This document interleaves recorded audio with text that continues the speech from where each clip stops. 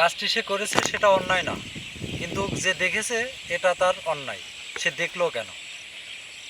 এই ভিডিওটি আমি করেছি, গাছগুলো খুঁজে বের করেছি, এটা আমার অন্যায়। আমি ভিডিও করলাম কেন? এই যে অযৌক্তিক কথা এবং তিক্ত কথাগুলো বলা হচ্ছে, গালগালাগালি করা হচ্ছে, দোষারোপ করা হচ্ছে, আসলে এই দোষারোপগুলো মানুষের না করে তোমার নিজের বিবেককে প্রশ্ন করো, কাজটি তুমি সঠিক করেছো নাকি অন্যায় করেছো। গতকাল রাতে একটি ভিডিও ছাড়ছিলাম এই গাছ ভাঙ্গা নিয়ে। আচ্ছা, আপনারা দেখুন তো, এই যে গাছ, এই যে গাছ, এই যে গাছ, এই যে গাছ, এই গাছগুলো যখন একটা ব্যক্তি ভাঙে বা উপড়ে ফেলে, তার কি একটু দয়া মায়া হয় না? তার কি একটু বিবেকে নাড়া দেয় না? এই গাছগুলো ভেঙেছে, যখন ভেঙেছে তখন কি তার বিবেক ছিল না? যখন ভেঙেছে তখন সে বুঝতে পারেনি যে অন্যায় করছে, আর এখন মানুষের সম্মুখে চলে এসছে, মানুষ দেখে ফেলছে, ধরে ফেলছে, তার নামে কেস হয়েছে, এখন সে বলছে যে আমাদের শয়তান লাগছিল। কথাটা কি আসলেও সত্য? শয়তান লাগে নাই, বরং সে শয়তানি করেই এগুলো করেছিল। ভিডিওটি সকালবেলা আমি ডিলিট করে দিই, কারণ তার মা এসে আমার হাতে এবং পায়ে ধরে যে ভাই এই ভিডিওটা তুমি ডিলিট করে দিও। সে বয়স্ক মানুষ, বৃদ্ধ মানুষ, আমাদের বড় বোন, তার অনুরোধে আমি ভিডিওটি ডিলিট করে দিই।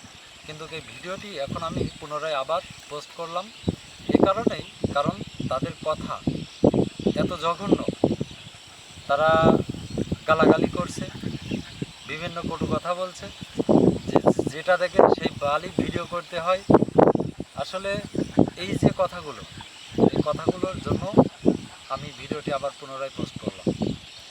আমি শুনছি যে তার নামে কেস হয়েছে এবং সকালে বা দুপুরের দিকে পুলিশও আসছিল, তাকে ওয়ার্নিং দিয়ে গেছে এবং ফাঁড়িতে দেখা করতে বলছে 5টার সময়। কি হয়েছে কি হয় নাই আমি জানি না। তো এই ভিডিও আমি আবার দিয়ে দিলাম, আপনারা বিবেচনা করবেন আসলে কাজটি তার করা কি উচিত হয়েছে নাকি উচিত হয়নি। আসলে সকালে একটি ঘটনা ঘটে যে আমাদের এই যে রাজারামের খালের বিয়ার ঘেরে যে গাছগুলো লাগানো হয়েছিল মাননীয় প্রধানমন্ত্রী তারেক রহমানের নির্দেশে, সেই গাছগুলো আমরা শুনেছি যে একজন ব্যক্তি গাছগুলো ভেঙে দিয়েছে।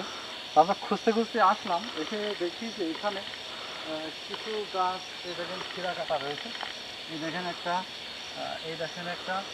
আসলে সেই গাছগুলো পাই কিনা একটু দেখি, সে কোনো জায়গায় লুকায়ে রাখছে কিনা, কারণ গাছগুলো যে ভাঙছে, ভেঙে তো সে খেয়ে ফেলেনি, নিশ্চয় কোনো জায়গায় লুকায়ে রাখছে। আমরা একটু চেষ্টা করি যে সেই গাছ আমরা খুঁজে পাই কিনা। আমরা অবশ্যই চেষ্টা করব খুঁজে বের করার। দেখি, এদিকে বন রয়েছে, এদিকে বন রয়েছে, আমরা খুঁজি পর্যায়ক্রমে।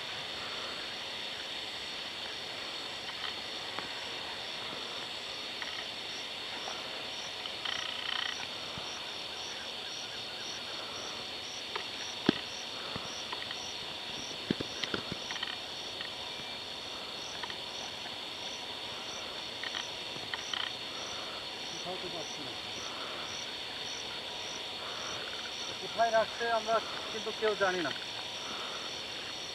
তবে আমরা এই দেখেন পেয়েছি, আমরা পেয়েছি গাছগুলো। এই যে এই দেখেন এতগুলা গাছ সকালবেলা উপড়াইছে, ভাঙছে। এই দেখেন গুনছি, একটা, দুইটা, তিনটা, এই দেখেন একদম উপড়াই ফেলছে, এই দেখেন শিকড়, তিনটা, চারটা, পাঁচটা, ছয়টা, সাতটা, আটটা, নয়টা, 10টা, 11টা, 12টা গাছ। এই 12টা গাছ আমরা পেয়েছি একই জায়গায়, ওই বনের ভিতরে লুকায়ে রাখছিল। এই যে কাজটি করেছে এটা হচ্ছে আহাদ আলী, মানে যে কাজটি করেছে আর কি, তার নাম আহাদ আলী। মানে এটা যে করছে এটা সবাই কিন্তু জানে, এমনকি তার বড় ভাইও তাকে অনেক বকাঝকা করেছে এবং তিনি এখন অনেক জায়গাতে যাচ্ছে, অনেক আকুতি মিনতি করছে, সবাই কাছে ক্ষমা চাচ্ছে যে আমি ভুল করেছি। আসলে এটা কিন্তু ভুল না, এটা মূলত হচ্ছে শয়তানি। তিনি এই গাছগুলো হতে দেবে না, সে চায় না যে এই খালের দেয়ার ঘেঁষে গাছ হোক। আসলে তিনি এই কাজটি করেছে, তার উদ্দেশ্য কি জানি না, তবে তিনি নিয়মিতই গরু খাওয়ান এই গাভীতে। তাকে অনেকবার ওয়ার্নিং দেওয়া হয়, ওয়ার্নিং দেওয়ার পরেই গরু বাঁধার পরে এই গরু মানে এই গাছগুলো দেখাশোনার জন্য কিন্তু একটা লোক রাখা রয়েছে। তো সেই ব্যক্তি সেই গরুকে নিয়ে ওনার বাড়ির পাশে এক জায়গায় ফাঁকা জায়গাতে বেঁধে আসে, যার কারণে উনি হয়তো রেগে গিয়েছে। রেগে যাওয়ার পরে ওই ব্রিজের পাশে যে বটগাছের ওখান থেকে অনেকগুলো গাছ হারিয়ে যায় ওই দিনকে। তখনই কিন্তু সবাই সন্দেহ করছিল যে এই কাজ এই ব্যক্তিই করেছে, কারণ ওনার গরু এখানে বাঁধা ছিল, তাকে নিষেধ করার সত্ত্বেও সে শোনেনি। তারপরে গরু যখন অন্য জায়গায় বেঁধে দেওয়া হয়েছে, তারপরের দিনই এই গাছ হারিয়ে গেছে। কিন্তু তার দু একদিন পরেই দেখুন এই ঘটনাটি সে ঘটিয়েছে। অর্থাৎ এখন বোঝা যাচ্ছে যে ওখানকার যে গাছ বা আশেপাশের যত গাছ যে ভাঙাচোরা উপড়ানো, মানে ওখানে কাটির রয়েছে অথচ গাছ নাই, তাহলে এই গাছ গেল কোথায়? অবশ্যই সে উপড়িয়ে ফেলেছে। তো আমরা